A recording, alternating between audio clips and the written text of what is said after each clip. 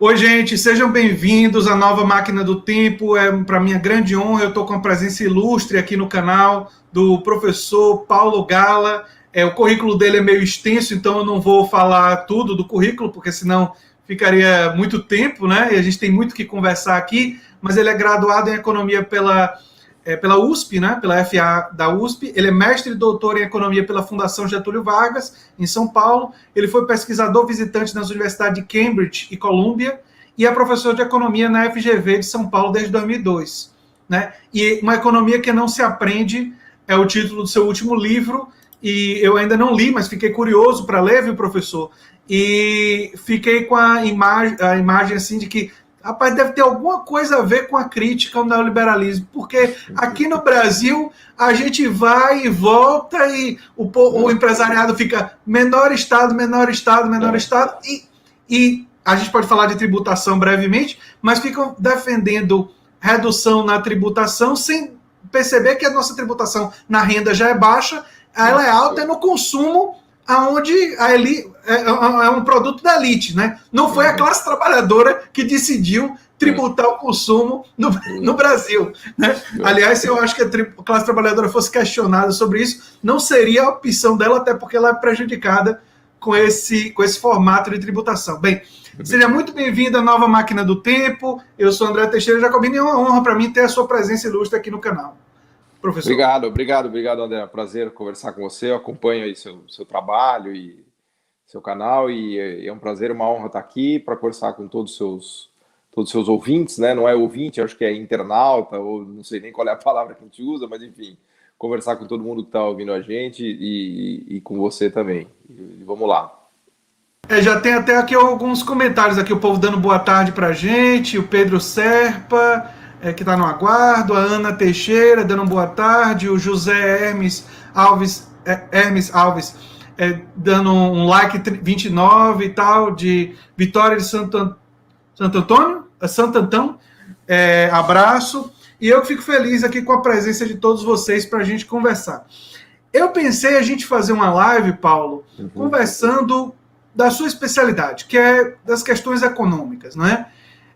Eu sou um curioso, aqui em off já estava contando um pouquinho para você dessa minha curiosidade, e tem algumas ideias que eu sou simpático, que eu gostaria de submeter a você, não se você, para concordar ou discordar é da democracia, mas assim, para a gente pensar em que medida elas podem ser úteis, não, como elas podem ser aprimoradas, até que ponto são aplicáveis ou não no Brasil, porque cada realidade tem sua especificidade, mas enfim, eu queria falar sobre isso. E se você quiser falar um pouco também do seu livro, fique à vontade, legal. Pode fazer seu merchandising, porque ele tem a ver com o nosso assunto de hoje.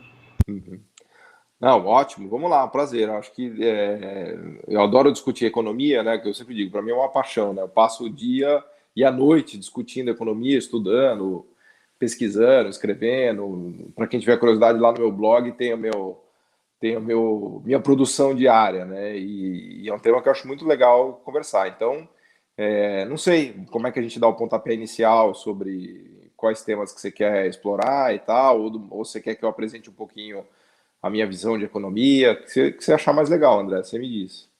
Se você quiser dar um resumo assim de qual seria a sua orientação de forma predominante, pode ser interessante. Legal, e depois a gente pode abordar economia em tempo de pandemia, ou seja, nós estamos vivendo essa pandemia, ela forçou muitos países a usarem esse negócio do auxílio emergencial e isso fez aquecer a discussão sobre renda universal de cidadania, que eu acho que é um tema também interessante, porque ele é um tema meio polêmico, porque ele vem da direita para a esquerda e da esquerda para a direita, né? Tem gente de esquerda que defende, Martin Luther King, um monte de gente de esquerda que defende, mas também tem o Milton Friedman e tal, com visões diferentes, suspeito eu, em relação a isso, mas enfim, acho que seriam dois pontos de partida. Sua visão econômica, assim, em linhas gerais, porque... Claro. E um pouco sobre isso. O que é que você acha? Vamos lá. Perfeito. Não, eu acho que assim, uma maneira legal de entender a perspectiva, né, de onde eu venho é pensar no tema da desigualdade, né? Então, eu enxergo a economia como um sistema extremamente desigual, né? Ele é um sistema muito forte para produzir inovações tecnológicas, produzir de maneira eficiente, aumentar a produtividade das pessoas, ele tem várias virtudes, mas ele tem um grande defeito, o sistema econômico, especialmente o capitalista, mais livre, né, se quiserem, que é a produção de desigualdades. Ele produz todo tipo de desigualdade que você possa imaginar. Produz desigualdade regional, né, quando você olha dentro de um país, ou até mesmo dentro de uma cidade, tem regiões que são riquíssimas e regiões que são muito pobres. Ele produz desigualdade de riqueza, tem pessoas que têm um estoque de riqueza enorme, tem pessoas que não têm riqueza nenhuma. Ele produz desigualdade de renda, que é diferente de riqueza, né? Renda é quanto você ganha, é o fluxo de renda, é o salário propriamente dito. Então, uma economia capitalista ela tende a produzir muita desigualdade de renda, com pessoas ganhando muito, e pessoas ganhando muito pouco. Produz desigualdade entre países, né? A gente tem países do mundo que são muito ricos e países que são muito pobres, e por aí vai. Então, ele é um sistema que, por todo lugar que você olhar, você vai encontrar desigualdade, assimetrias, né? Eu costumo brincar que o sistema capitalista ele é um sistema que produz um campo de futebol meio inclinado, em que as pessoas mais pobres tendem a jogar de baixo para cima, ficam aqui nesse campo de baixo e tem que marcar gol aqui em cima. E os mais ricos jogam aqui de cima e fazem gol lá embaixo. Então, como o sistema ele é assimétrico, né, ele é muito desigual. Né? É claro que, assim, com isso eu não quero dizer que não seja impossível você ganhar um jogo atacando de baixo. É possível, mas você tem que ser realmente um cara genial. Né? A grande maioria das pessoas não são gênios, né? Não são, infelizmente, né? A genialidade é uma coisa rara. Né? Então, a regra é que o sistema é muito desigual e tem muita desigualdade de renda. E o grande problema deles é a falta de oportunidade. Né? Então, o grande defeito de um sistema desigual é que ele não traz igualdades de oportunidade. Né? Então, aquele que nasce numa família mais pobre tem acesso à educação ruim, à saúde ruim, ele tem que partir de um nível muito baixo para competir com, por exemplo, o filho de um rico que vem lá de cima. Então, existe muita assimetria, né? E o sistema econômico, ao longo do tempo, ele tende a agravar essas assimetrias, essas diferenças, e não reduzir. Né? Então, uma família bem-sucedida deixa herança para o filho, que também provavelmente vai ser mais bem-sucedido do que o filho de uma família pobre, vai deixar mais herança para o filho dele. Né? Eu estava vendo, por exemplo, um trabalho que tem sobre os Estados Unidos sobre a herança entre negros. Né? E eles mostram que os negros na história americana praticamente não recebem herança, porque eles sequer conseguem construir um estoque de riqueza, eles estão lutando pela sobrevivência, então eles nunca deixam a riqueza eles não têm riqueza para deixar para os filhos. Então os filhos sempre começam do zero. Isso é uma coisa que vem desde a escravidão nos Estados Unidos e até hoje não foi resolvida ainda. A grande maioria dos negros nos Estados Unidos não deixa herança para os filhos, né? Porque eles não conseguem acumular capital ao longo da vida. Então isso ilustra bem esse ponto que eu quero mostrar aqui, que é a base da minha perspectiva de análise econômica, que é a desigualdade. Né? Então o sistema econômico ele tem essa grande falha, que é a produção de desigualdade maciça. É o que a gente chama de economia do fenômeno do rico. O rico cada vez enriquece mais. Né? Essa é a tendência natural do sistema.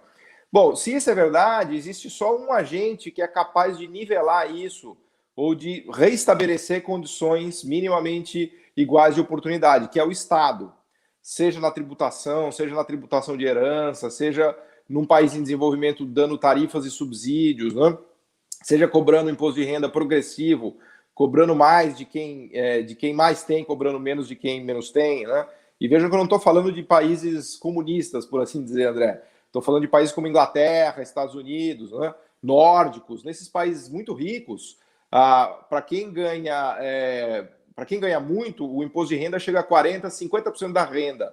Nas alíquotas marginais, em todos os países nórdicos, se paga 50% do que você ganha. Né? Nos Estados Unidos e na Inglaterra, para níveis mais elevados de renda também, 40% a 50% do que você ganha é o que vai para a tributação. Né? Então, isso é mais um exemplo de como o Estado pode ajudar a reequilibrar, vamos dizer assim, o mecanismo e o sistema de mercado. Né? Então, eu acho que a minha perspectiva é aquela de que o Estado é o único agente capaz de reequilibrar um sistema que é muito desigual.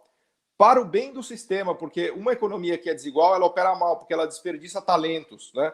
Imagina quantos talentos a gente tem no Brasil que são desperdiçados porque essas pessoas não têm acesso à educação, não têm acesso à saúde, não têm acesso à cultura, não têm capacidade de investimento para fazer nada. Então, uma economia desigual, ela é inclusive mais ineficiente, né? Além das possibilidades de futuro dela serem bem menores. Então, eu tenho uma visão de que o Estado é a grande solução para esses problemas, né? Aliás, o Estado, como coloca o pensamento mais liberal, neoliberal, o Estado não é problema, ele é solução, especialmente para um país em desenvolvimento, para um país pobre e para um país desigual como é o Brasil. Inclusive na questão da pandemia. Aliás, isso ficou bem claro, né, André? Até mesmo esse governo, que é ultraliberal, fez várias coisas que ele foi obrigado a fazer, né? A renda, o auxílio emergencial, o que ele acabou fazendo com bancos públicos, usando a Caixa Econômica, o Banco do Brasil para ajudar a financiar as empresas. Então, até mesmo esse governo foi obrigado a usar os instrumentos públicos. Eu até costumo brincar que esse governo é uma espécie de açougueiro que tem nojo de carne, né? Porque ele não quer usar os instrumentos de política pública que ele deveria usar.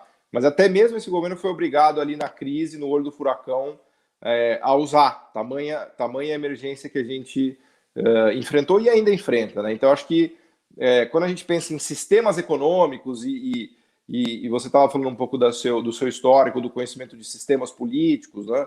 De combinações, vamos dizer assim, de Estado-mercado, né? Que tipo de sistema um país pode usar, uma sociedade pode usar, essa perspectiva da desigualdade é muito importante. Então, quando a gente vai discutir China, Estados Unidos, Brasil, Vietnã, a Ásia toda, Japão, Coreia e por aí vai, eu acho que é muito legal ter essa perspectiva, vamos dizer assim, da combinação Estado-mercado que se usa a partir de uma perspectiva de desigualdade enorme que o sistema produz, né?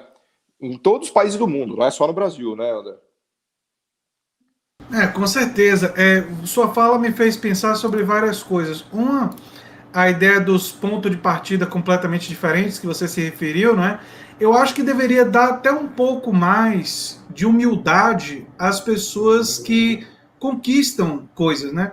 Antes da nossa fala, eu estava contando para você do meu mestrado e do meu doutorado, né? Uhum. E eu tenho absoluta clareza que ter familiares que são educadores e ter crescido em uma família de classe média me ajudou muito na minha caminhada. E não é exclusivamente mérito meu, entende? Claro.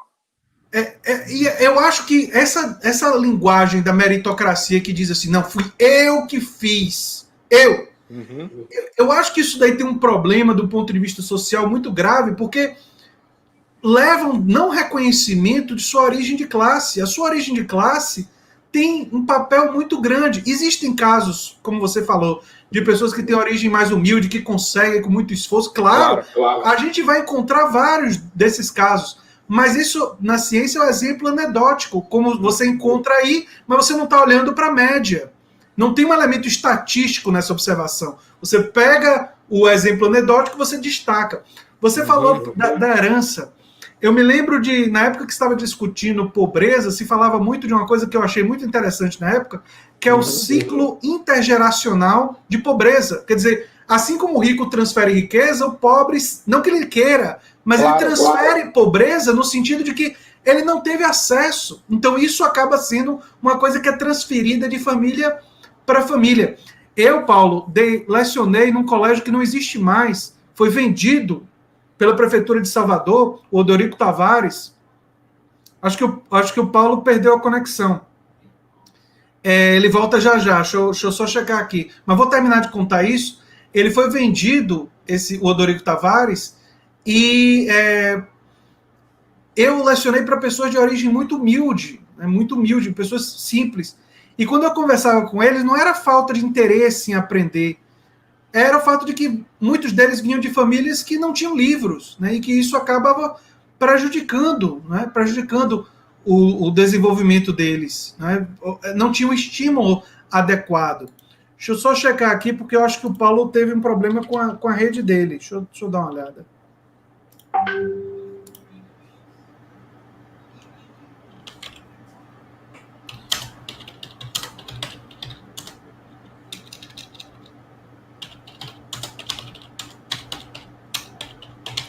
Ele reconheceu aqui que caiu a internet dele. Esse tipo de coisa acontece, gente. Acontece. Deixa eu só comentar algumas coisas que vocês comentaram aqui enquanto o Paulo está voltando. O Paulo Gala, só para atualizar as pessoas que estão chegando na live, ele estava conversando comigo teve um probleminha de internet, mas já está voltando. O Sérgio Neres diz o seguinte: Gessé de Souza mostra que a educação é a maior herança e fica inviabilizada aos seus ricos e classe média. Peraí. Invisibilizada a seus ricos e a classe média, é isso. Deixa eu só passar aqui. Voltei. Voltou.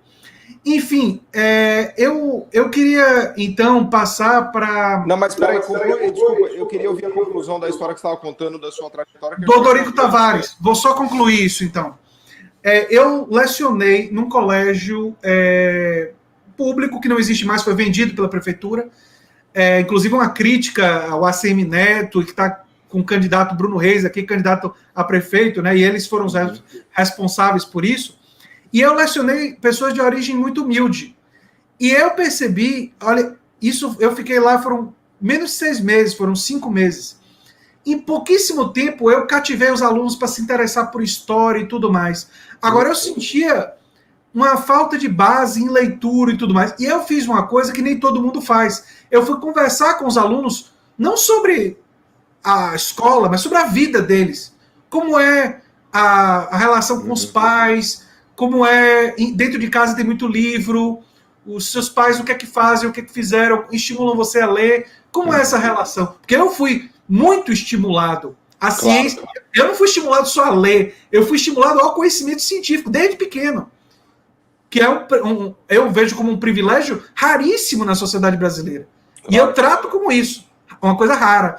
Mas ao conversar com eles, eu percebi que muitas das dificuldades que eles tinham não era a responsabilidade deles. Era um produto claro, assim, muito visível, de uma educação deficitária, não só da escola pública, que faltava recurso, que faltava giz, que o professor era mal pago, mas era também de uma origem de classe, de pessoas que até tinham bom coração, trabalhadoras, inquestionavelmente.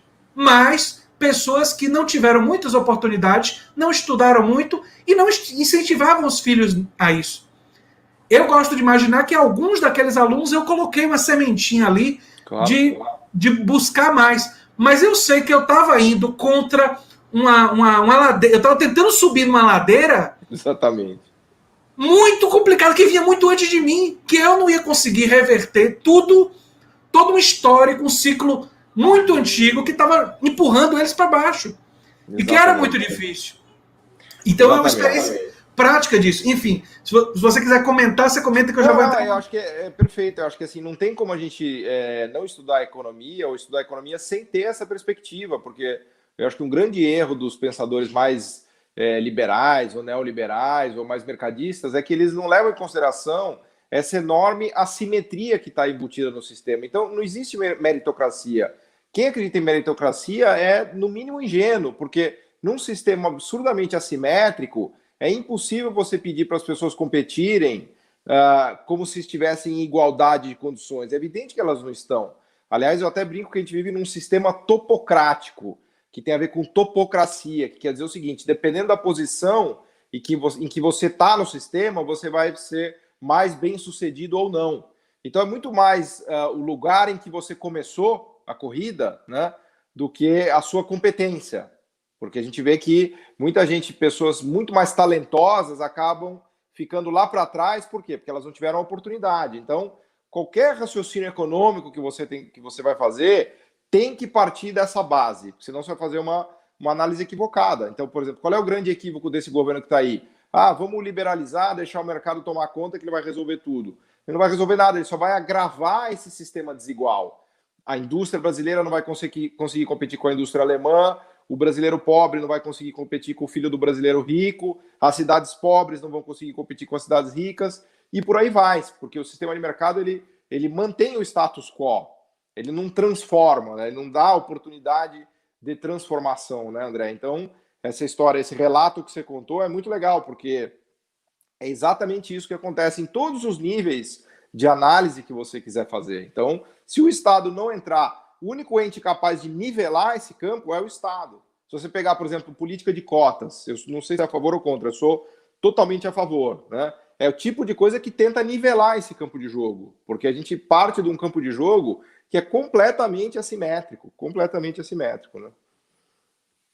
Eu sou favorável à política de cotas, não entendo que é uma solução, mas Claro. é uma pedrinha na direção de equilibrar mais a questão, não é? Eu até na época que estava aqui na UFBA, eu me envolvi numa certa polêmica porque eu defendia, assim como o professor Luiz Filgueiras, que defendia que a política de cotas fosse voltada mais para, levando em conta a questão da pobreza, de ser de colégio público, porque tinha um movimento naquela época que falava de criar cota para alunos negros de colégio particular. E eu achava isso um grande equívoco, porque, embora eu reconheça todo o legado da escravidão e racismo institucional, não nego nada disso. Não nego nada, inclusive, que mesmo entre os pobres, os negros são mais prejudicados porque tem um legado anterior. Mas aqueles que estão hoje numa posição dominante, você não pode privilegiar eles em nome dos que estão em posição dominada. Claro. E aí eu me enfrentei com gente na época que estava defendendo essa ideia e foi até uma polêmica, aí teve rede de e-mails, eu como aluno. Mas a questão não é evidente que tem a questão do racismo e da imensa desigualdade social ligada à questão da escravidão e tudo mais, né? Agora, o ponto das cotas é você dar oportunidade a quem menos tem oportunidade. Então, em cada caso, você precisa fazer essa leitura e identificar quem está mais prejudicado naquela determinada situação, né? Aliás, André, só para você ver como o que a gente está falando não é nenhum absurdo, o próprio Estados Unidos, eu costumo dar esse exemplo, que ele é bem didático. No campeonato de basquete da NBA, nos Estados Unidos, não sei se você acompanha, né? Eu gostava muito de ver, hoje não tenho mais tempo, mas a NBA ela tem um esquema em que sempre o time que ganha a temporada, ele é o último a escolher os novos jogadores que vêm do college. No draft. Ô, gente, eu sei, eu conheço. Então, isso é uma política de cotas, porque ela reserva a cota para o pior time escolher o melhor jogador. Né? Sempre o pior time da temporada de basquete, ele tem a oportunidade de escolher os melhores jogadores que vêm do college. Ou seja, ao fazer essas cotas, a NBA garante o quê? Que a temporada da NBA será a melhor possível. Por quê? Porque ela dá oportunidade para quem está mal conseguir se reconstruir. Então você pode enxergar o draft da NBA como uma espécie de uma política de cotas em que se reequilibra o sistema. Porque imagina se o time campeão, que é o mais rico, sempre comprasse o melhor jogador. Ia chegar uma hora que você ia ter só um time da NBA que ia ganhar de todo mundo e não ia ter mais campeonato coisa nenhuma. Real Madrid e Barcelona. Você tem um exemplo. Exatamente. Você tem um exemplo. Exatamente. O que é o Bayern de Munique na Alemanha? É uma hegemonia. É uma hegemonia. Assim, tem o Bayern de Munique e tem o Borussia Dortmund. Mas acabou. Exato. Porque os times ficam lá muito ricos, eles compram os melhores jogadores e nunca mais ninguém consegue ganhar deles. Só que acaba o campeonato. Em economia é a mesma coisa. Quem fica rico, rico, fica todo mundo pobre e acaba a economia. É um pouco isso que acontece. Então, o Estado é que é o agente capaz de fazer esse reequilíbrio econômico, né? Daí a importância fundamental do Estado, né? Entrando nessa onda assim de falar de desigualdade, uma coisa que aparece muito, desculpa o cabelo da pandemia, aparece muito na minha análise sobre democracia é o seguinte, que a desigualdade econômica, ela produz outras desigualdades, por exemplo, a desigualdade de poder. Não se pode imaginar que a classe dominante tem o mesmo poder que a classe trabalhadora numa economia capitalista. Não tem. E não estou falando só do ambiente de trabalho, não. O financiamento dos políticos nas campanhas políticas mostra o poder que a classe dominante tem. Eu nunca canso de citar esse exemplo, Paulo. Exato. 90% da população americana, entre 88% e 92% da população americana defende uma lei federal que faça com que gente com antecedentes criminais não possa comprar arma de fogo. Ou seja, isso é que é maioria. 88% a 92% é maioria esmagadora. E essa lei não existe. Porque a NRA e a indústria de armas nos Estados Unidos não deixa a lei entrar. Então, assim, uma economia capitalista, ela não produz só desigualdade no âmbito econômico, ela produz desigualdade em tudo. Exato. E no poder, ela engessa a própria ferramenta de transformação. Não é? E a própria mídia, se você olhar a mídia, a gente está aqui no YouTube. Controlada. Graças a Deus hoje tem YouTube, mas a mídia, ela é sofre disso. A ideia do financiamento público de campanha vem daí, né, André? Você ter um fundo que financie para que todo mundo possa competir de igual para igual, porque é o mesmo problema que você falou. Que, em geral, quem, vamos dizer assim, já está nas estruturas de poder e quem já acumulou mais riqueza também acaba comandando o sistema político. E aí desvirtua o sistema político, porque é pela via do sistema político que você constrói um Estado que poderá dar mais oportunidades para quem tem menos oportunidades. Só que se o sistema político também é viesado, ele reforça a manutenção do sistema, né? E aí a gente fica num círculo vicioso, né? Aí, Paulo, tem muitas ideias mesmo, e aí eu não sei como é que você prefere. Se eu vá de uma ideia por uma e a gente vá debatendo, ou se Não, eu vamos nas solte, suas ideias, vamos seguir a pauta eu das suas solte ideias. logo várias de uma vez só e você vê como é que você reage. O que é que você prefere? Várias de uma vez? Vamos dissecando uma por uma. Uma por uma, né? Então vamos começar com a que ficou mais em voga que não ataca tanto a desigualdade, que é a renda universal de cidadania. Ela diminui pobreza, mas ela não é ela pode diminuir um pouco a desigualdade, mas ela não diminui tanto, porque ela se pretende universal, então ela vai manter o padrão ali, mas ela pode diminuir muito a pobreza, né? Porque tem gente que nunca teve Claro. acesso que poderia ter. E esse tema é interessante, como eu aludi, porque ela tem uma visão, a renda universal de cidadania, da direita como uma estratégia para diminuir os direitos sociais. Então tem uma parte da direita que defende a renda universal, porque ela vê na renda universal ampliação do consumo, base de consumo, mas ela vê também uma forma de diminuir os gastos sociais. Não é a minha ideia.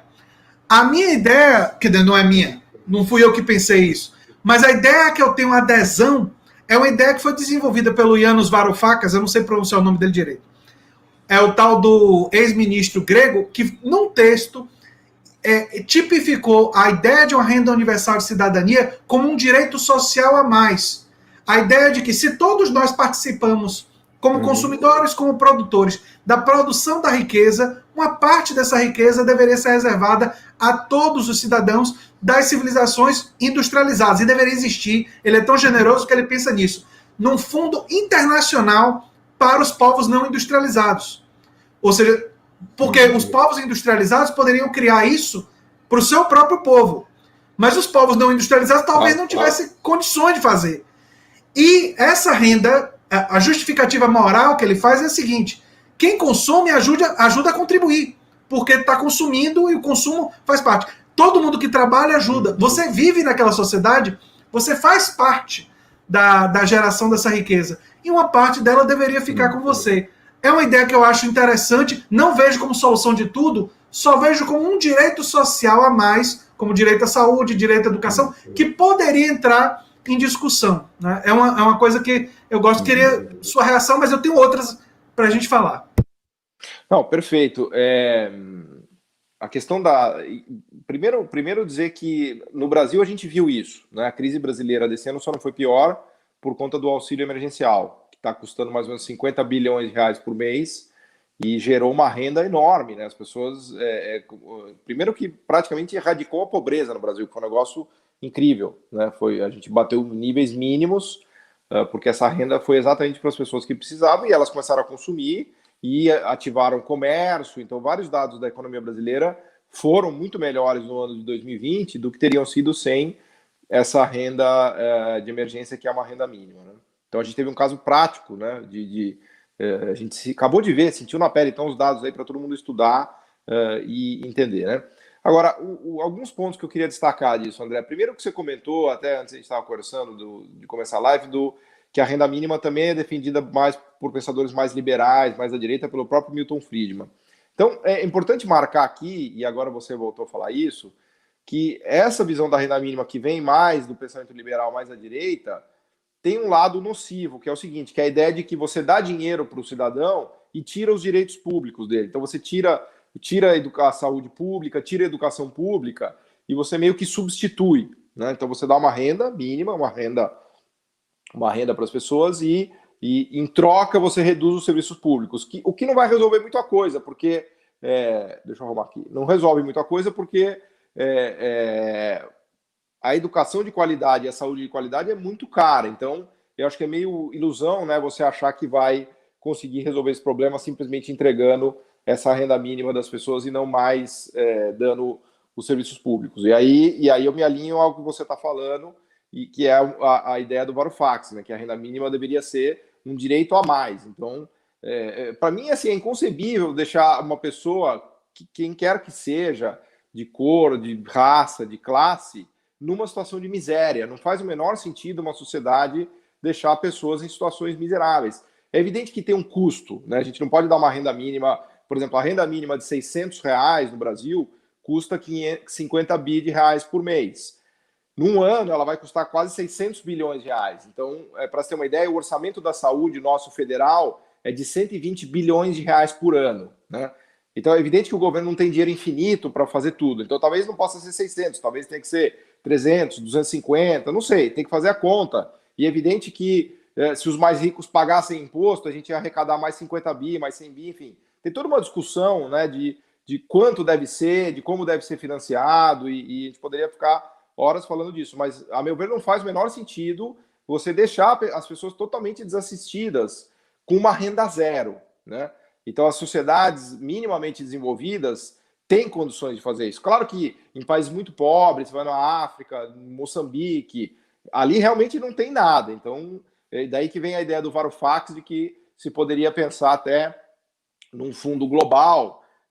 Assim, apesar de eu concordar totalmente com a ideia, é muito difícil combinar com os russos isso, porque ninguém vai querer tirar da sua arrecadação para dar para outro país, né? Mas, em tese, isso é possível. Agora, então esse é o segundo ponto que eu queria destacar, né? Primeiro, dizer que tem que ser um direito a mais e não trocar, que seria um pouco mais a ideia friedmaniana. Então, o segundo, dizer que eu sou totalmente a favor e em defesa, fazendo contas e, obviamente, vendo a fonte desses recursos, né? E terceiro, dizer que isso não resolve, porque também é muito importante, porque parece que se você dá uma renda mínima de R$300 para a pessoa, todo o problema estará resolvido, porque ela vai deixar de ser um miserável. Assim, ela deixa de ser um miserável, mas ela é uma pessoa que ganha R$300 por mês. R$300 por mês, você não morre de fome. Dá para dizer que você não morre de fome. Mas a gente precisa de muito mais. A gente não quer só comida, né? A gente precisa de muito mais do que isso. Então, toda aquela discussão que eu estava fazendo da falta de oportunidades e da desigualdade de oportunidades e do papel do Estado permanece, né? Não é o fato de você dar uma renda mínima de R$200 te isenta de ter um Estado que faça ações para reequilibrar o sistema econômico, né? Então, eu acho que é importante qualificar essas coisas da renda mínima, porque senão parece que, primeiro, que a renda mínima resolve tudo, ou segundo, que você dá a renda mínima e não precisa fazer mais nada, né? Então, eu acho que é importante agregar isso no debate, né, André? Não, com certeza concordo com tudo que você disse e vai em linha com o fato de eu ter todas aquelas outras ideias que eu acho interessantes para a gente discutir, porque eu entendo essa só como uma talvez primeira que fosse muito importante ser aprovada. Você falou sobre o cálculo, na verdade tem muita gente fazendo esses cálculos e você no chutômetro chegou muito perto do número que é o número que tem sido ventilado pelo pessoal. Eu não sei se você sabe disso, mas assim, a maioria dos cálculos tem sido na linha de ser um pouco mais do que 1/3 do salário mínimo. Se o salário mínimo está em R$1.000, seria R$333 ou 300. Se fosse para arredondar, o cálculo seria em volta de R$350, que seria considerado uma renda universal de cidadania, disponível a todos os cidadãos e tal. Teria que você ver como é que isso seria feito e tudo. Em relação ao financiamento, o Varoufakis tem uma sugestão que eu acho interessante, que é sair do setor produtivo, não sair só dos indivíduos. Você sair dos indivíduos, por exemplo, o financiamento da saúde, da educação, isso sim, progressividade, mas sair da produção mesmo, da riqueza, dos lucros das grandes empresas que estão lucrando com a mecanização, sair deles. E a lógica dele é a seguinte: não vai ter emprego, do emprego mais tradicional, para todo mundo, que essas empresas estão destruindo por causa da automação. Então, elas é que tem que financiar.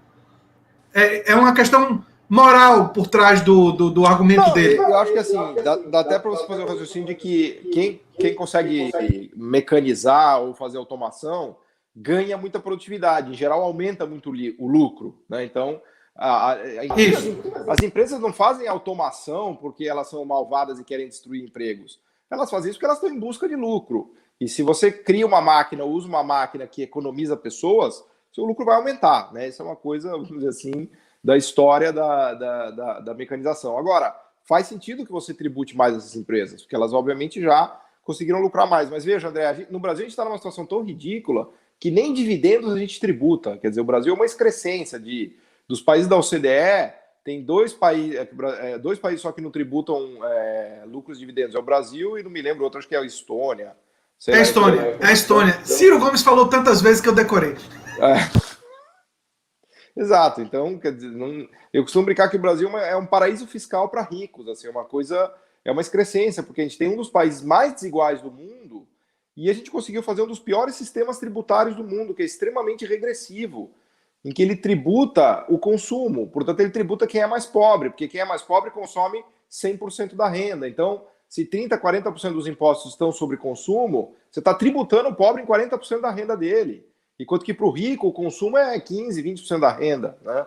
Consumo de alimentos, o consumo básico. Então, ele praticamente não paga nada. Depois ele não paga no dividendo que ele recebe e depois ele não paga imposto de renda com uma alíquota alta marginal. Então, todos os milionários do mundo vão querer morar no Brasil. As alíquotas do Brasil fechar em 27,5% na renda, em termos globais, para quem não sabe, isso é uma enorme excrescência, não faz o menor sentido. Não, e veja, se isso daí desenvolvesse o país, era para a gente ser muito rico já, né, André? Porque todo mundo fala que o problema do Brasil é a tributação alta, a gente tem muitos impostos. O Brasil já é um paraíso fiscal para quem é rico. Então por que a gente já não virou um país rico? Se a questão é reduzir imposto de quem é rico, né? Não tem esse argumento de que você não pode tributar os ricos porque eles vão gerar riqueza, vão investir e tal. Pô, no Brasil já é assim faz 20 anos.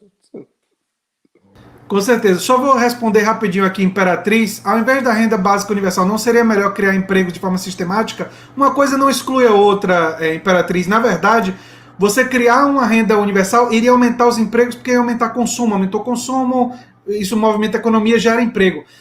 Claro que deve ter esse programa de empregos. Agora entrando no tema do programa de empregos e entrando numa segunda ideia, essa segunda ideia você vai perceber, Paulo Gala, que eu não vou dizer ela sozinha. Eu vou dar vários exemplos de vários países que estão caminhando nessa direção. É óbvio que a direção tem um norte, mas os exemplos são interessantes. Exemplo 1. Itália. Na Itália existe um programa que é ligado ao seguro-desemprego. Você recebe o seguro-desemprego durante um ano, na maioria das circunstâncias na Itália. Você pode, em vez de ficar em casa recebendo esse dinheiro, jogando currículo para tudo quanto é canto, você recebe uma opção do governo. A opção é a seguinte, o estado ou o município, dependendo do local. Vou dizer assim, você pode receber o valor de um ano de uma vez só, mas para receber, você precisa injetar esse dinheiro numa cooperativa cadastrada do nosso programa. Você fica com um mês para você não passar fome, então você recebe um mês, mas durante esse mês você vai ter 30 dias que você pode estudar as cooperativas aqui do programa, mandar seu currículo para elas, dialogar com elas e ver quanto do valor que nós estamos devendo para você, que nós ainda vamos pagar de seguro-desemprego, quanto isso te colocaria perto de virar um trabalhador cooperado dessas empresas. E para fazer parte desse programa, a empresa precisa ser fiscalizada pelo governo. O Estado fiscaliza essas cooperativas para evitar que elas virem oligárquicas, para que elas sejam verdadeiramente democráticas. Então ele meio que garante que a cooperativa vai funcionar dessa forma, mas aí a cooperativa tem benefícios. Tem algumas isenções e tem o benefício de poder ter injeção do dinheiro do seguro-desemprego se acontecer um acordo entre o trabalhador e a empresa. Quais foram os resultados objetivos disso? O setor cooperado tem crescido em várias cidades a margem assim, de 3, 4, 5, às vezes 7% ao ano, o que foi incrível para algumas cidades pequenas da Itália. O desemprego nessas cidades diminuiu. Não aconteceu no país todo, porque não foi implementado igualmente, mas é interessante. E tem outras experiências desse tipo. Nos países nórdicos, eles começaram a obrigar uma empresa, antes de ser vendida, a abrir falência. Vou vender tudo. Quando ela abre falência, se o serviço for considerado, ou o que ela estava fazendo, for considerado importante, aí tem uma avaliação. A empresa é obrigada a oferecer para os trabalhadores que trabalhavam lá a possibilidade de comprar a empresa. E o Estado empresta a juros muito baixos a possibilidade de comprar essa empresa. Isso só é feito nos casos que a empresa é considerada como uma empresa que faz um serviço ou algum trabalho importante. Qual é a ideia? Manter os empregos no país e os trabalhadores serem donos daquela empresa e administrarem. E aí você já viu qual é a linha. Expandir o setor cooperado. Estratégias para isso. Estão borbulhando estratégias para isso em vários lugares do mundo. Não é só nos países nórdicos. E tem muitos intelectuais pensando sobre isso. Eu não vejo isso como solução, porque tem problema da automação e eu acho que vai ser difícil competir no futuro. Mas como uma coisa para aumentar o poder da classe trabalhadora, me parecem ideias interessantes a serem pensadas e em indústrias não muito desenvolvidas pode até dinamizar. Tem até uma ideia, vou finalizar com isso e passo a palavra, de aproveitar as universidades e o saber das universidades para criar centros produtivos no setor cooperado. E aí você diminuir a assimetria de informação da classe trabalhadora. Você falou muito de assimetria, tem essa. Enfim, queria deixar você com essas ideias aí. E se você olhar, por exemplo, na Alemanha, o papel dos sindicatos na Alemanha, ele vai muito nessa linha de construir cooperação entre as empresas e o sindicato. A própria regra salarial, que é já tradicional da Alemanha de anos, é uma regra em que os sindicatos concordaram em que os salários subissem conforme a produtividade, mas havia o compromisso de que grande parte do aumento de produtividade das empresas fosse transferida para os trabalhadores, né? Que é um pouco a mentalidade de cooperação, né? Eu gosto muito disso tudo que você falou, porque eu acho que sem uma cooperação entre capital e trabalho, né, se vamos usar mais uma categoria mais, vamos dizer assim, de conflito de classes, né, sem uma cooperação de capital e trabalho, eu acho que não há avanço possível. E eu estou falando isso não de uma maneira poliana, estou pensando do ponto de vista de sucesso e de criação de valor mesmo. O capitalismo nórdico, que eu gosto muito, né, eu acho que é incrível porque ele conseguiu produzir essa geração de valor fantástica de maneira muito bem distribuída entre trabalhadores e empresas. Quando você pega uma Nokia, uma Ericsson, todas as empresas finlandesas, a Dinamarca, toda a estrutura produtiva, todos os nórdicos, eles conseguiram atingir uma excelência produtiva em escala planetária que é incrível. As empresas nórdicas são incríveis. E isso foi construído a partir dos trabalhadores nórdicos, dos capitalistas, dos empresários e do Estado nórdico, né, dos estados, né? Se você olha o papel e basta ver que a tributação lá é 50% da renda, né? Então, eu não sei se só o cooperativismo em si resolveria isso, mas a ideia cooperativista é fundamental, né? O mecanismo institucional que vai ser, por exemplo, eu não conhecia isso que você disse agora, que eu achei muito interessante, de uma empresa que está para falir ou está com problemas, mas o Estado dá capital para os trabalhadores tentarem levar aquela empresa e recuperar aquilo. Ou, por exemplo, essa questão também do seguro-desemprego, que eu não conhecia, de que a pessoa pode contribuir com o seguro-desemprego e fazer parte daquela organização e assim por diante. Viram dos donos, viram dos donos. Se não vira instantaneamente, caminha para virar, porque cada empresa cooperativa tem um cálculo de quanto você precisa ter contribuído, ou em tempo, isso tem um valor monetário, né? Ou em tempo, ou na empresa, ou em injeção de dinheiro para você virar um trabalhador cooperado. Virou cooperado, tem direito a voto, e você passa a ser uma das pessoas que manda na empresa. E essa coisa de evitar a falência, isso daí não foi criado por acaso, foi criado porque tinham setores do capitalismo nos países desenvolvidos que estavam indo embora. Algumas empresas grandes estavam indo embora. Vai para a Ásia, lógico. Estão indo embora. E aí, alguns governantes, dialogando com os sindicatos de trabalhadores, disseram, velho, se um dia a gente vai acordar, a cidade vai fechar. Tem algumas cidades que eram muito dependentes de determinadas empresas, e quando a empresa foi embora, a cidade quase que desapareceu, porque era pequenininha. Claro. E até por uma ideia de a cidade não falir, porque tem toda a questão histórica e tal, a ligação com a cidade. Alguns prefeitos, dialogando com o sindicato, disseram, olha, vocês não têm condição de comprar uma empresa desse tamanho. Eu faço um plano, eu não vou pagar tudo de uma vez, mas a gente obriga eles a vender parcelado, eu empresto dinheiro para você ir pagando, vocês contribuem, e a gente vai fazer uma parceria aqui entre prefeitura e vocês vão... E aconteceu uma coisa interessantíssima. Nas experiências que isso foi feito, Paulo, o povo começou a ter o índice de coisas como apagar a luz na hora de sair, tirar o lixo, tudo disparou, porque se você agora é um dos donos, mexe com até o psicológico do que é ir ao trabalho. A relação com o trabalho meio que muda, porque o cara é uma outra coisa. Isso aqui é meu. Eu tenho que tratar isso aqui melhor. Se um cara trata mal, o fiscal não é o chefe, é o seu colega de mesa. O cara está do seu lado e fulano, você não pode fazer isso assim, não. Quer dizer, vira até uma coisa assim, há uma pressão talvez maior em alguns aspectos, mas ela vem pela positividade. Nós temos que fazer mais e melhor, porque isso aqui é nosso. Não é mais do chefe que está indo para a mansão. Eu acho que isso mexe até com o psicológico das pessoas, enfim.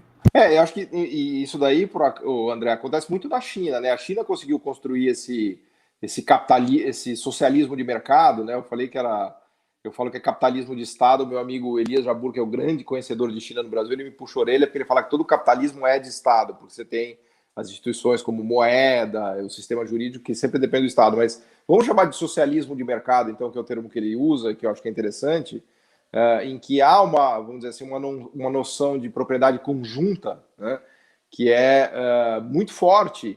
Só que aí eu queria trazer um lado capitalista mesmo, que eu acho que é importante para essa discussão.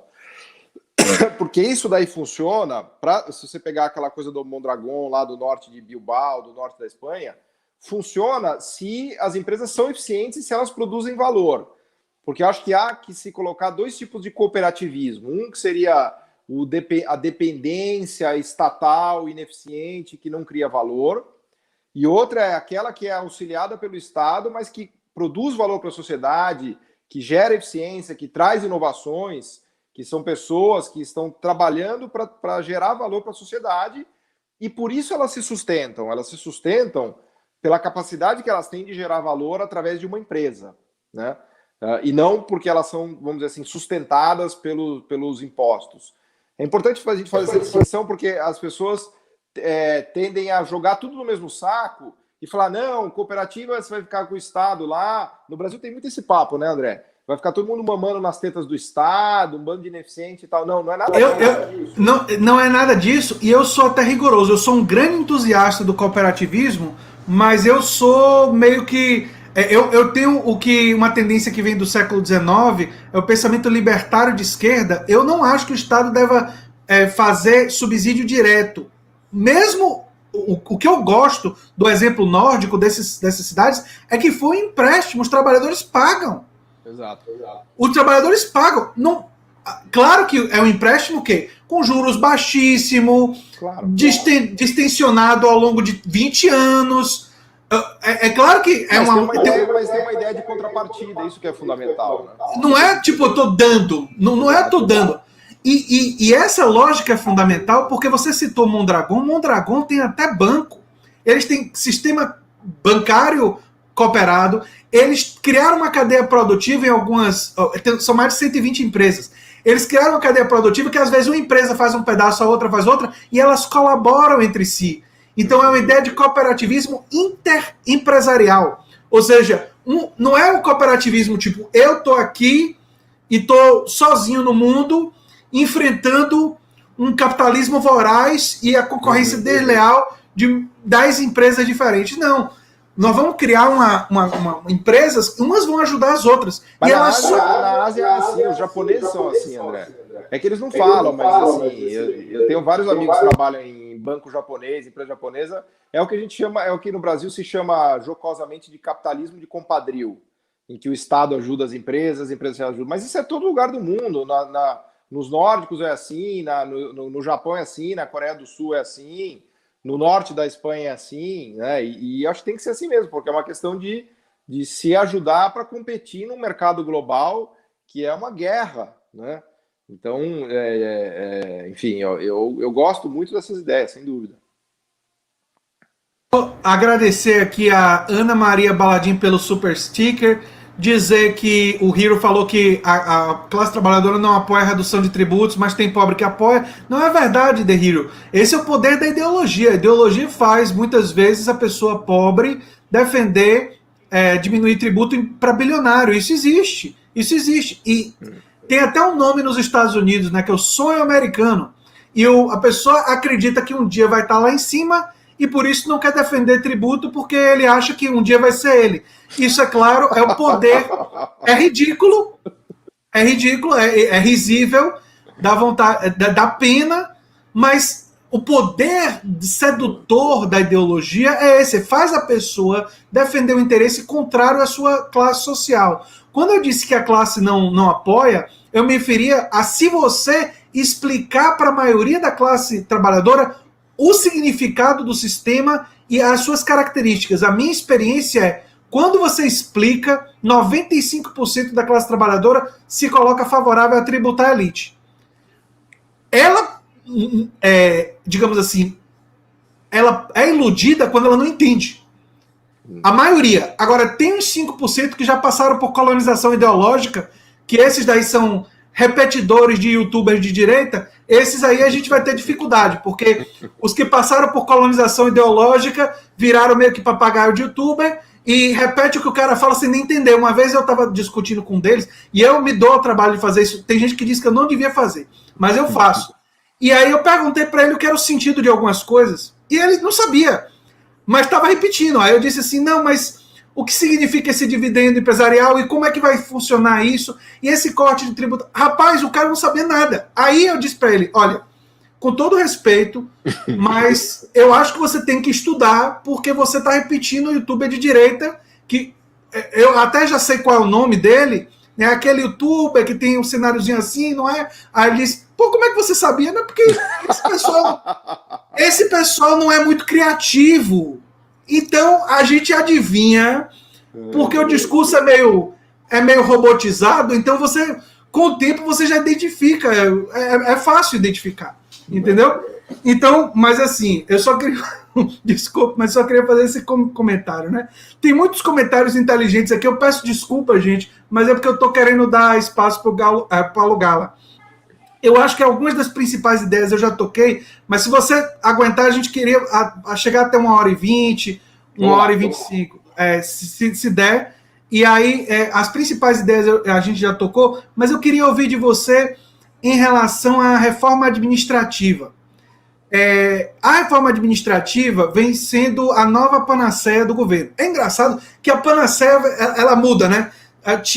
Temos que fazer a reforma trabalhista, vai criar emprego. Aí teve a reforma trabalhista, não teve emprego. Mas cortou o direito do trabalhador. Aí eu olho para a Alemanha cheio de direito do trabalhor, uma lei que tem na Alemanha hoje eu vi que o meu amigo André Roncalha publicou lá que o salário mínimo na Suíça foi aumentado para 25 mil reais por mês. 5 mil dólares, 5 mil euros, que é 5 mil francos. Salário mínimo. Vejam vocês. Desemprego na Suíça deve ser de 3%, um dos menores do mundo. É uma coisa assim.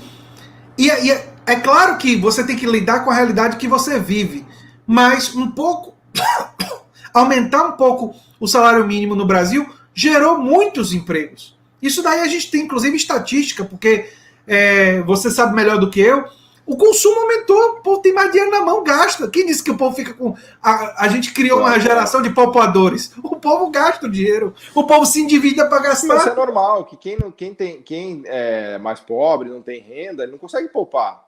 Uma pessoa que ganha R$1.000 por mês, você vai pedir para ela poupar? É impossível. Se você comprar comida, vestuário, casa e transporte, acabou. Você vai poupar da onde? Tem como poupar? Você só constrói uma cultura de poupança quando você requalifica o trabalho para ganhar muito mais do que o mínimo. Exato. A poupança ela vem do aumento do salário. Não existe possibilidade lógica, material de você poupar se você tem um salário baixo. É uma aritmética, uma conta que não fecha. Isso vale para todos os países do mundo, não é só para o Brasil. A poupança só aumenta quando o salário real aumenta.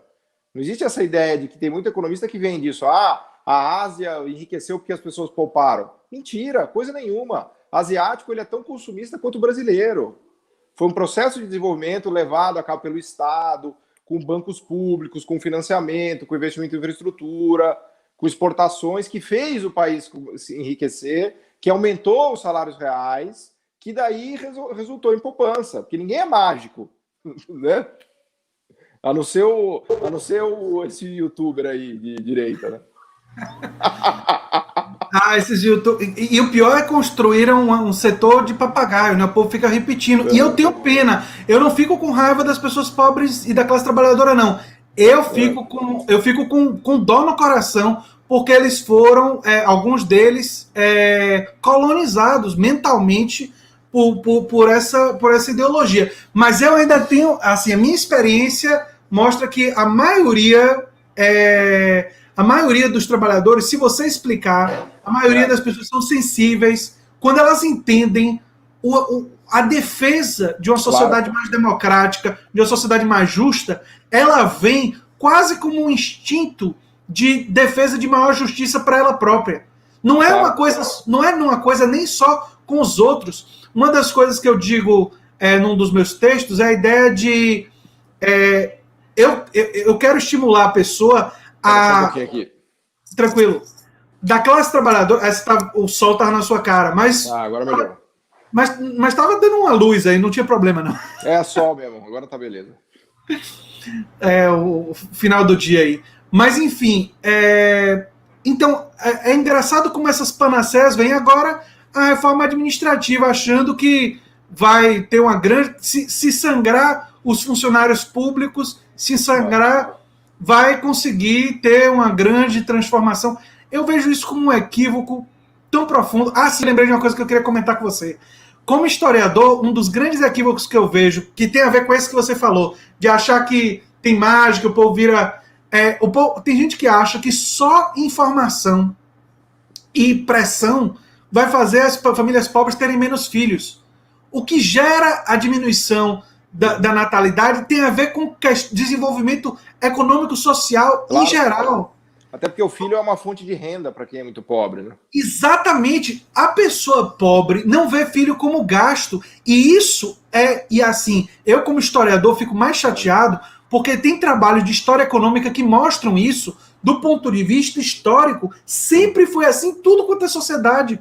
As sociedades diferentes, mas tem muita pobreza, sempre teve muito filho. Se você quer que tenha menos filho, você tem que diminuir a pobreza. Claro, exatamente. Mas eu queria falar só da reforma administrativa, André, que tem alguns pontos aí. Primeiro deles é que existem dois níveis de funcionários públicos. Existe um nível que ganha mal, que ganha muito mal, estamos falando de professor, saúde, né, enfermeiro, médico e assim por diante. Existe uma elite, uma casta de funcionários públicos que ganha uma fortuna, ganha 50 mil por mês, 60 mil por mês. Então, há uma desigualdade gigantesca no salário do funcionalismo público. Então, quando a gente fala de funcionário público, a primeira coisa que tem que fazer peraí, qual funcionário público você está falando? Dessa casta de elite que ganha entre 50 e 60 mil reais por mês, ou do professor da escola pública que ganha 2.500 ou 3.000 reais por mês? Essa é a primeira discussão. E aí, quando você vai olhar para a reforma administrativa, você vê que ela não ataca lá, especialmente no judiciário, nessa casta de elite. Ela não mexe nisso. Ela mexe com a galera que já ganha mal, né, com os servidores que não ganham bem. Então esse é o primeiro ponto. E o segundo, que você falou da panaceia, na verdade a panaceia da reforma administrativa, ela está dentro do que a minha amiga Laura Carvalho chama no livro dela, Valsa Brasileira, que eu acho maravilhoso, até a gente está fazendo um curso online, que ela chama de panaceia fiscal, que é a ideia de que se você controlar o gasto público, tudo mais se resolverá, né? Então a panaceia fiscal é o grande guarda-chuva dos governos mais liberais. Eles acham que a única coisa que eles vão fazer é controlar o gasto público. Tem uma visão quase que meio mística, assim, de que quando o governo controla o gasto público, assim, a economia floresce, brota, o capitalismo cresce, né? Que é um completo equívoco, porque não foi assim, você conhece bem na história dos Estados Unidos, não foi assim na história da Inglaterra, na história do Japão, nenhum país do mundo se desenvolveu sem o grande auxílio do Estado. Não existe desenvolvimento econômico sem um papel-chave jogado pelo Estado. Claro que o mercado também tem o papel dele. Você tem que ter grandes empresas eficientes, inovadoras, que conquistem o mundo. O desenvolvimento econômico depende do Estado e do mercado, né? Agora, a ideia da panaceia fiscal ela é ridícula, porque ela só produz pobreza no final do dia. Eu vou dar um exemplo para você, André. Na era Lula e Dilma, que muito se critica, que o governo era protagonista, que Brasília mandava no Brasil, que hoje tem que ser menos Brasília e mais Brasil. Naquela época, o investimento privado sobre PIB bateu o recorde histórico. Foi a maior, não estou falando do público, eu estou falando do privado. A maior taxa de investimento privado sobre PIB no Brasil dos últimos 30 anos se deu em 2009, 10, 11, 12. Que também foi o momento em que o governo investia. O investimento público naquela época foi a 2, 2,5% do PIB. Agora que se retirou completamente o Estado, o investimento privado está na mínima histórica, está em 15% do PIB. Né? Então, é uma tristeza, na verdade, porque a panaceia fiscal, a panaceia da reforma administrativa, a panaceia da reforma do mercado de trabalho, né? O desemprego não é um problema de custo do trabalho, o desemprego é um problema de demanda por trabalho. No Brasil, a gente tem um desemprego gigantesco porque não há demanda por trabalho, porque a economia está em depressão, os empresários não vendem, na medida em que eles não vendem, eles não contratam. Não importa se o salário da pessoa for a metade, reduz o salário de todo mundo pela metade, o que vai acontecer? Primeiro que o consumo vai despencar ainda mais, mas ignorando o consumo, pensa só do lado do custo. Para que um empresário vai contratar uma pessoa a mais se ele não vende? Não importa se o salário caiu pela metade, pode cair para um terço. Se ele não está vendendo, se não tem demanda por trabalho, ele não vai contratar ninguém. Então, o outro equívoco aí que vem da reforma trabalhista. Né? Então, a gente fica nessa... Eu cresci nos anos 90 ouvindo que a solução do Brasil eram as reformas. Então, sempre que alguém fala de reforma, eu tenho um calafrio já. Porque eu falo, puta, falou de reforma, vai dar tudo errado. Porque a questão não é essa, né? E a gente voltou, passados 20 anos, estamos aí com as benditas das reformas, né? E quando falam em reforma, não querem tocar onde machuca, né? Porque na tributária, progressividade tributária. Né? Pois é. O que estimularia consumo? Para não ficar só na renda universal de cidadania. Diminuir tributo no consumo. Diminuir o tributo no consumo tornou os produtos mais baratos, garanto para você que vai vender mais. Claro. E se você deslocar a cadeia tributária... Eu entrevistei Eduardo Faiani aqui no canal, você deve conhecer, claro, e o Eduardo, ele fez um estudo que ele mostrou o deslocamento aumentando a arrecadação e reduzindo tanto a tributação no consumo, quanto reduzindo a tributação nos mais pobres, nos que ganham até, acho que era R$4.000, o que não é nem tão pouco assim. Opa, na verdade é rico já. O salário médio formal brasileiro, o médio é R$5.000. Média, tá? A grande maioria das pessoas ganha até R$5.000 no Brasil. Pois é, e era quem ganha acima de 5 mil é rico. Dentro dos nossos padrões é rico. Ou seja, na cadeia isentava um monte de gente e aumentava a arrecadação. Não aumentava muito a arrecadação, mas aumentava significativamente. Os modelos mostravam que aumentava e nem estava contando com o aumento do consumo. Olha que loucura! O cálculo era com a manutenção do nível do consumo no jeito que estava. Mas qualquer pessoa que conhece um pouquinho sabe que se os produtos ficarem mais baratos, o consumo vai aumentar. Claro. Aumentou o consumo, vai aumentar a arrecadação. A projeção não estava 100% correta. A projeção real... Ainda hoje, depois eu posso te mandar o link, o FMI divulgou um estudo defendendo a importância do investimento público, do gasto público na pandemia. Hoje, mostrando que os países que estão se recuperando têm feito grandes gastos.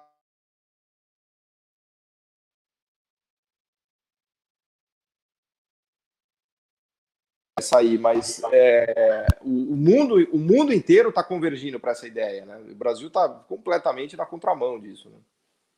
Com certeza. Deixa eu citar aqui uma pessoa, Débora Meirelles Jacobina. Eu fico perplexo ao ouvir de funcionários públicos que a privatização é a melhor saída e que não há o que temer quando se é competente. Realmente, Débora. Para quem não sabe, essa mulher bonita aí é minha esposa, viu? Eu, além de... Antes que faça algum elogio indevido... Não, pode. Eu não vou ficar censurando, não. Que é isso? Que isso? Quiser admirar de longe, eu tenho ampla confiança. Boa, justo. Ela, inclusive, às vezes fica chateada comigo. Ela diz assim, você devia ser mais ciumento e tal. Eu dizia, eu não sou ciumento porque eu não se você não precisa ser ciumento em relação a mim, eu não preciso ser ciumento em relação a você, né? A gente tem ampla confiança, não é? Mas, enfim, olha só, ela botou um coraçãozinho agora para mim aqui, ó. Ela é administradora e funcionária pública, Paulo. Boa. Ela trabalhava no aeroporto aqui de Salvador, na área de comunicação, e agora está na Advocacia Geral da União, também trabalhando em comunicação. Legal. E outra área lá e tal. E ela, além de tudo, é assim, a minha parceira aqui do canal, porque me auxilia Legal. Em redes sociais e tudo mais, está sempre me ajudando. Eu sou muito agradecido à minha esposa por toda a ajuda que ela faz, inclusive o crescimento do canal tem a ver com ela, porque ela deu muitas ideias boas de vídeos que me ajudaram. Se não fosse por ela, com certeza eu não estaria com mais de 70 mil inscritos hoje, né? Ela tem muito... Legal, boa, parabéns, show de bola. Mas, enfim, a gente falou agora da reforma administrativa. Uma coisa que eu estava pensando... o André Diniz aqui dizendo que ajuda bastante mesmo. Uma das coisas que eu estava pensando é como a pandemia realmente foi um choque nessas visões de redução do tamanho do Estado. Mas eu também estava pensando, Paulo, não só na questão da pandemia, mas como essa visão de redução do Estado, ela em geral ela é usada como um instrumento contra a classe trabalhadora, mas ela não é aplicada de verdade. E aí os exemplos históricos são muitos. Eu não vou ficar dizendo todos aqui, mas quando teve a crise lá em 2008, os bancos e as grandes empresas, Estado, me ajude aqui, salva aqui, por favor, com licença. A mesma galera, não estou falando dos governantes, não. Eu estou falando da mesma galera que vivia gritando para o Alan Greenspan diminuir regulamentação do mercado financeiro, que aplaudiu quando as regulações do mercado financeiro foram destruídas e eles estavam lá fazendo graça, fotinha, meme com tesoura para destruir, para cortar, todos engraçadinhos.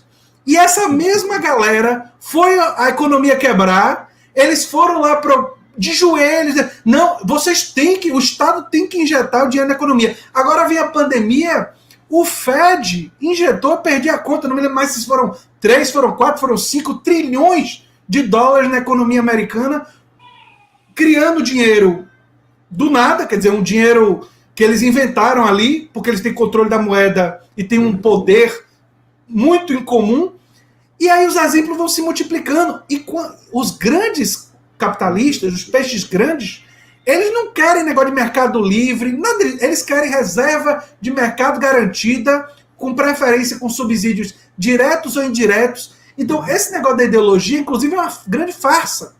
Porque eles falam uma coisa para a classe trabalhadora e para o pobre e para o resto do povo, mas para eles não vale. É uma regra que... Se você olhar o Trump ajudou muito a nossa vida, né, André, por conta disso, porque o Trump deixou isso de maneira bem clara, né? Porque o Trump ele começou a proibir empresa de chinesa de comprar empresa nos Estados Unidos, agora com a coisa do TikTok, eu já brinco que ele foi pro vandalismo comercial, né? Não é nem protecionismo, ele já foi pro nível de vandalismo. Então, o Trump escancarou, né? Como diz outro, ele rasgou a fantasia para mostrar para a gente como é que os Estados Unidos e o sistema empresarial americano funcionam, né? Que está longe, muito longe de ser uma iniciativa privada livre e que, na verdade, está ali na Casa Branca batendo na porta todo dia. A crise de 2008 foi um outro belíssimo exemplo disso, e agora a pandemia também, né? Para as pessoas para que não haja dúvidas, né, sobre a importância do Estado nas economias desenvolvidas, na Europa, no Reino Unido, nos Estados Unidos, no Japão, na Coreia e assim por diante, né?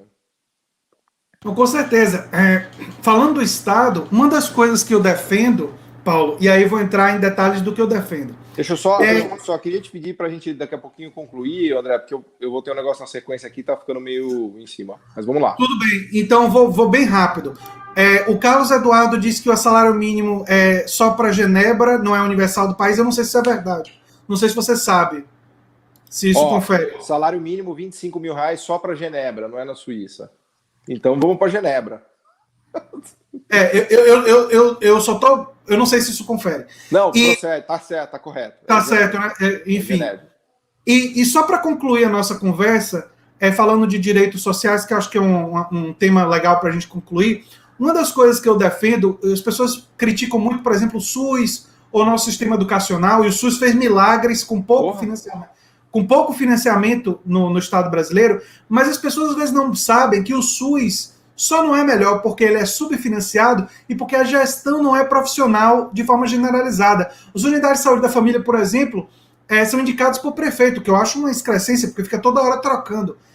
E uma das coisas que eu defendo, Paulo, é que a gente, num futuro governo progressista, a gente priorize os direitos sociais e a gente pense na gestão dos direitos sociais em profissionalizar, com carreira, com concurso público, e que a gente pense também em criar uma relação do direito social com a população de maior democracia, do cidadão ele ter mais poder sobre o direito, sobre aquele serviço, ter uma participação e criar esse diálogo. Eu acho que essa é uma coisa que para a gente aperfeiçoar vai precisar de financiamento, gestão profissional e de mais democracia. Claro. Né? E eu acho que o SUS, quantos países no mundo sonham em ter um sistema como o SUS? Né? Para um país de renda média como a gente, pouquíssimos países no mundo com uma renda per capita de 10 ou 15 mil dólares, que é o que a gente tem, para não dizer que nenhum tem um sistema de saúde público como o nosso. Claro, com todos os problemas, defeitos e vicissitudes que a gente conhece, mas para um país do nível de renda que o Brasil tem, o SUS é um negócio fantástico, fantástico. Paulo, eu quero dizer que agradeço muito sua presença aqui no canal A Nova Máquina do Tempo.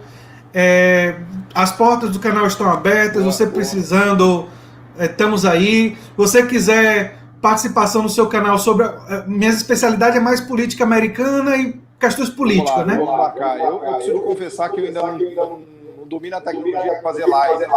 Eu te ensino. Sou professor oficial do YouTube. Você conhece o portal do José?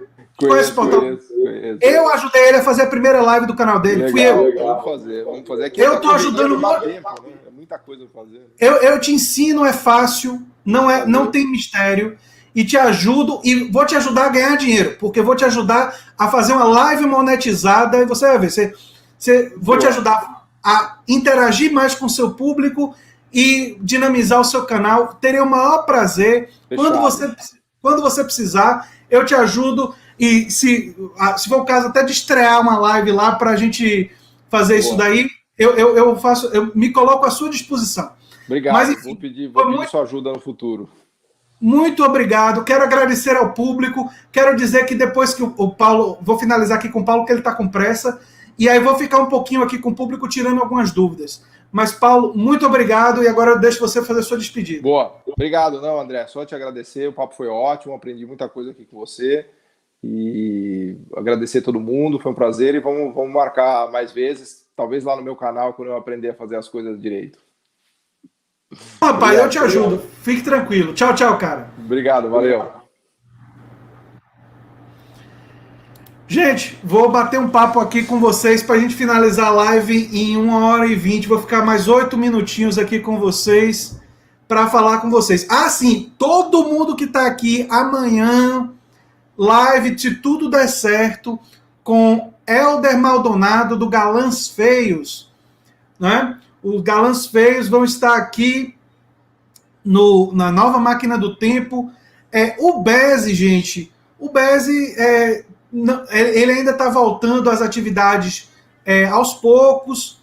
O pessoal do Galãs Feios explicou, eu não quero me estender sobre isso, é uma questão dele, mas eu desejo ao Beze ampla recuperação, gosto muito do Beze. Falei com ele hoje, nós dois gostamos muito de The Boys. O Beze está sumidão, mas ele está voltando, viu, gente? Ele não vai poder participar da live, mas dessa live de amanhã vai ser só com o Helder, mas depois ele volta, ele tá voltando. O Beze é uma figura humana maravilhosa, e o Beze, ele como é que se diz? Eu conversei com ele esses dias, ele está assistindo muito The Boys no Amazon Prime, um seriado que inclusive eu e minha esposa estamos gostando bastante. O André Diniz está perguntando se eu tenho assistido os vídeos no canal do Bernie Sanders. Eu assisto alguns, mas não assisto todos. Tem algumas lives muito longas lá que eu não tenho assistido todas ainda não. Deixa eu ver aqui. André agora é coach. Valeu, meu amor. Enfim. Queria uma live do Paulo com Vassolé. Pedro, eu posso tentar intermediar isso daí, viu? posso intermediar isso daí, porque conheço os dois, não é? Então, posso tentar intermediar. São duas pessoas de qualidade muito grande, técnica, enfim. Eu tenho uma impressão muito positiva, tanto do Flávio Ricardo Vassolé, quanto do Paulo Gala. Enfim, vocês viram a qualidade do trabalho dele, a inteligência, a capacidade, não é? Quero agradecer a Gessa Marie Solange, muito obrigado pelo super sticker, né? Muito obrigado mesmo. Deixa eu ver aqui. Cola junto, Paulo Gala, a gente é legal. Valeu, Agon. O Romão falando boa noite, professor Jacobino. Já deu like. Muito obrigado, Romão. Tamo juntos. Não consigo nem imaginar o número de óbitos se não tivéssemos o SUS, é verdade. O André faz uma pergunta. Será que é possível reestatizar empresas entregues e recuperar riquezas nossas que foram entregues pelos neoliberais quando tiver de volta um governo progressista? Olha, André, é possível, mas é difícil. É difícil você obrigar uma empresa a vender uma riqueza muito grande. É possível. Se um governo progressista fizesse isso, teria uma repercussão complicada, mas é possível. E eu acho que em alguns casos a gente deve tentar pressionar nessa direção, sim. Como? Entendendo que se trata de uma riqueza nacional, uma questão de soberania nacional, você tem uma série de argumentos que você pode utilizar e você pode também utilizar mecanismos de desapropriação. Você vai ter que pagar, vai ter que comprar. O Estado brasileiro pode usar dinheiro do Tesouro para isso, mas dá para reestatizar, sim. E algumas empresas faz sentido. Deixa eu ver o que mais. Conhece o Rubens Gonzalez? Eu acho, é o Rubens Gonzalez? Eu acho que eu já ouvi falar assim.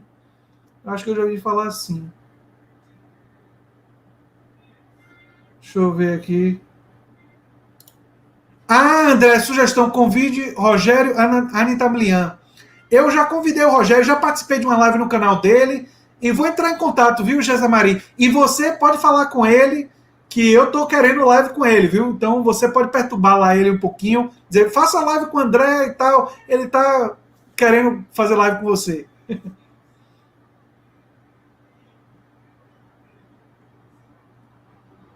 Live com especulador? O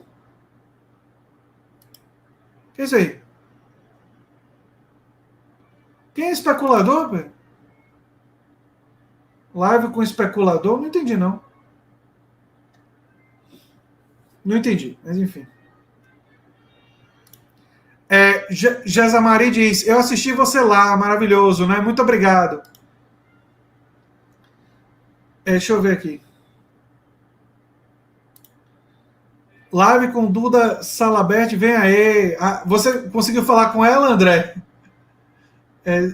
Sim! Vamos lá. Tenho que agradecer ao Gabriel Cassiano, porque foi ele que intermediou meu contato com o Paulo.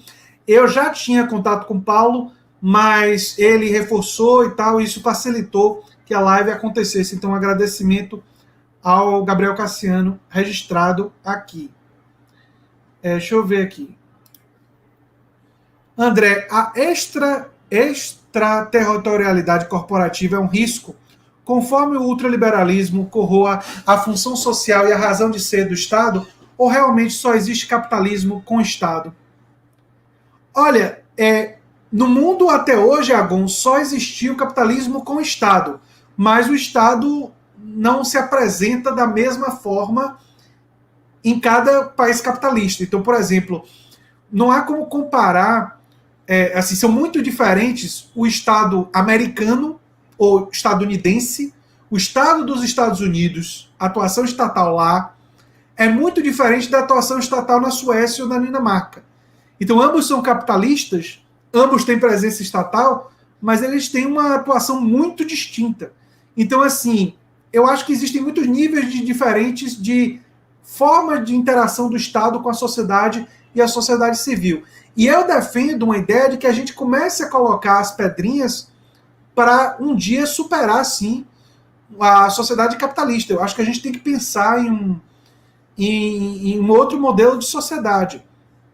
Eu acredito no fortalecimento da classe trabalhadora, na democracia dos espaços de trabalho como parte do caminho e a gente construir uma sociedade cada vez mais democrática. Ou seja, porque o capitalismo e a democracia, embora muita gente ache que eles estão associados, eles na verdade são profundamente antagônicos. O capitalismo, ele, como o Paulo disse, ele produz desigualdade e produz concentração de poder e de riqueza. Então ele produz hierarquização. E quanto mais você horizontaliza o poder, mais você combate essa hierarquização. Então uma sociedade cada vez mais democrática, cada vez mais de baixo para o poder vindo de baixo para cima, em vez de hierarquizada de cima para baixo, ela seria uma sociedade que, se ela caminhasse nessa direção, ela superaria o próprio sistema capitalista. Né? Gratidão, André. Suas considerações são excelentes. Muito obrigado. Boa noite, professor. É nóis. Valeu. Essa reação do meu xará foi ótima. E tomara que tenha live com a Áurea e a Carolina. Tomara mesmo. Estou entrando em contato. Vamos lá. Muito obrigado, viu, gente? Obrigado para o André Diniz e obrigado para o pessoal que está me ajudando nessas tentativas aí. Entendo. É que as metamorfoses do capitalismo são seu atributo mais icônico. E conforme empresas vão comprando nascentes d'água, a questão territorial pode ir tomando mais proeminência para corporações. É verdade. O capitalismo ele tem uma capacidade muito grande de se modificar e de... essa transformação do capitalismo é uma coisa que torna difícil combatê-lo. E por isso, talvez, que eu defenda uma ideia de que não é se combater o capitalismo para destruir. Eu defendo essa ideia de você ir transformando o capitalismo por dentro, para um estado mais de bem-estar social.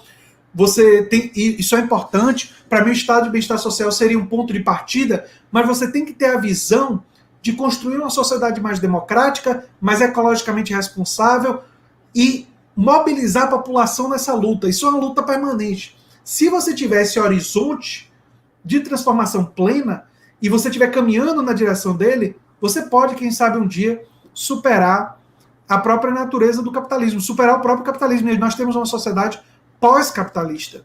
Não é? Xará, já pensou em ir fazendo uns vídeos da aula de história preparando para o Enem para tentar chamar uma galera diferente para o seu canal? Uma ideia interessante. Fazer uma aula de história que vai cair conteúdo, sei lá, uma live sobre Canudos e etc. É uma ideia interessante. Gostei, André. Acho que posso convidar até o cara do História e Tu, que ele gosta muito desse tipo de aula, e ele faz uma aula sobre isso e eu fico fazendo comentários e tal. Posso fazer uma live sobre isso com ele, né? O Agon também gostou da ideia, é uma ideia boa. E seria uma boa oportunidade para convidar o História e Tu de novo. Porque aí a gente podia fazer uma aula sobre Canudos, sobre movimentos sociais e botar no título assim, aula que cai no Enem, live não sei das quantas. E ele fazer uma divulgação no canal dele, que é um canal ligado... vocês me deram uma ideia aqui. É o Daniel, do canal História e Tu. Eu acho que ele ficaria interessado em fazer uma aula sobre isso. E a gente poderia ter uma live em que ele faz a aula, eu faço comentários, e eu posso até depois fazer outras aulas sobre outros assuntos do Enem. Acho que a ideia é boa. Ver o que vai cair no Enem e tal. A ideia é boa. Eliana diz, eu acho que a sociedade capitalista nunca é democrata, com certeza. O que tem é uma democracia apenas de procedimentos, mas não profunda. Por isso que eu defendo da gente caminhar em uma direção mais profunda, mas isso daí é uma luta, né?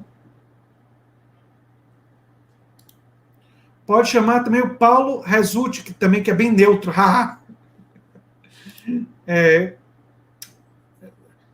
Eu devo saber quem é o Paulo Resulti, mas não estou lembrado dele de cabeça. Eu acho que eu sei quem é. Eu acho que eu vi um vídeo. Foi no canal do Vassolé com ele? Ou eu estou me atrapalhando? Enfim. Mas, enfim, gente. Eu queria agradecer... o Agon também concordou. Disse que é um ótimo jeito de alcançar a garotada. Eu também acho. Acho que é uma boa ideia, sim, diversificar o público do canal. É uma boa ideia, sim. a gente vai pensar nisso e vamos fazer, quem sabe, um material e conteúdo nesse sentido. Enfim, gente, queria agradecer a presença de vocês aqui no canal, dizer para vocês que a live de amanhã, se tudo der certo, porque eu sei que tá, enfim, assim, os galãs feios, eles são muito ocupados, né? Então a gente sabe que talvez, você pode ter um imprevisto, né? Mas se tudo der certo, está marcado para amanhã, com o Helder Maldonado, e conto com a presença de vocês, vai ser às 5 horas, logo depois da live deles lá, a gente vai fazer a live aqui. E o tema é: qual é o pior ministro do Bolsonaro? Qual é o pior ministro do Bolsonaro? Tá certo? E a gente vai trazer uma enquete e vamos ver os argumentos de vocês, porque eu acho que é uma competição muito boa, viu? Eu acho que é uma competição muito boa, vai ser uma coisa assim meio difícil de... eu acho uma coisa meio difícil de definir. O Romão diz assim: espero que diversificar o canal não seja trazer stalinistas. Não, stalinista não vai ter como ter vez comigo, né? Se o cara for stalinista de fato, eu acho que eu só traria para o canal talvez para ter um debate, mas não posso, não vai ser, não vai ser uma coisa assim, como é que eu diria? Não vou dar espaço para isso sem ser desafiado, né? Se uma pessoa começar a defender o stalinismo, eu vou desafiar, obviamente, né? Opa, tem um monte de sugestão aqui. André Roncaglia, na sequência, Ana Maria. Muito obrigado, Ana Maria.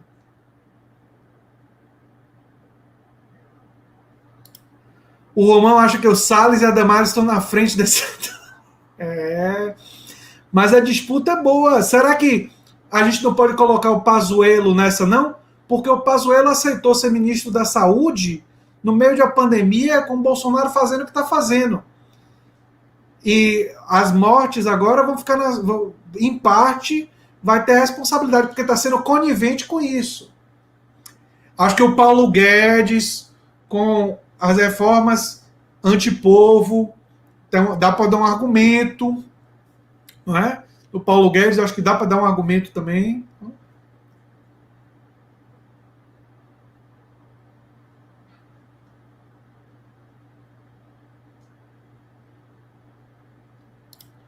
Faz às 17 horas. Amanhã tem Ciro, Paulo Gala e Gabriel Cassiano às 19. Não, mas a minha live vai ser às 17 horas amanhã, Carlos Eduardo. A minha live amanhã é às 17 horas, viu? Viu? É 17 horas. Um bom nome é o Iclis, do Obriga História. Eu já fiz uma live com o Iclis e realmente, para conteúdo, para a gente fazer lives assim, mais pro Enem e tal, trazer uma aula, acho que o Iclis é um bom nome para esse tipo de coisa. E eu gosto muito do Iclis. Gosto muito do Iclis.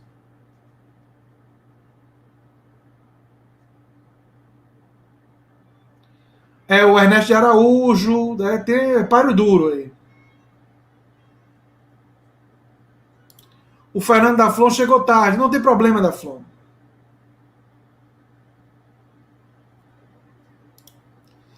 O Romão lembrando aqui do Salles e da Damares, né? É complicado realmente. Tem cada coisa que Ave Maria. É um páreo muito duro. É um páreo muito duro. O Agon disse que até esqueceu do Paulo Jackson. Rapaz. É isso aí. Tem também o Pedro Reno, do canal Parabólica. Já ouvi falar desse canal, mas ainda não falei com ele não, eu acho. Mas enfim, gente, muito obrigado mesmo pela presença, pelas sugestões. A gente vai concluindo aqui a live e torço para que vocês estejam presentes na live de amanhã com os galãs feios, né? Vai ser só com o Helder, inicialmente, mas futuramente o Bez pode participar também. E o Helder vai trazer todo aquele bom humor dele, toda aquela sagacidade. Eu estava vendo uma live dele hoje, ele estava afiadíssimo. Então acho que vai ser uma conversa muito boa com o Helder Maldonado. Eu fico muito honrado dos Galãs Feios participarem aqui do canal. E o Helder, o Bez, ele tá meio sumido, mas como eu disse, é uma coisa temporária, ele tá voltando. Vai ser muito legal quando ele puder também. Um abração, gente. Tchau, tchau.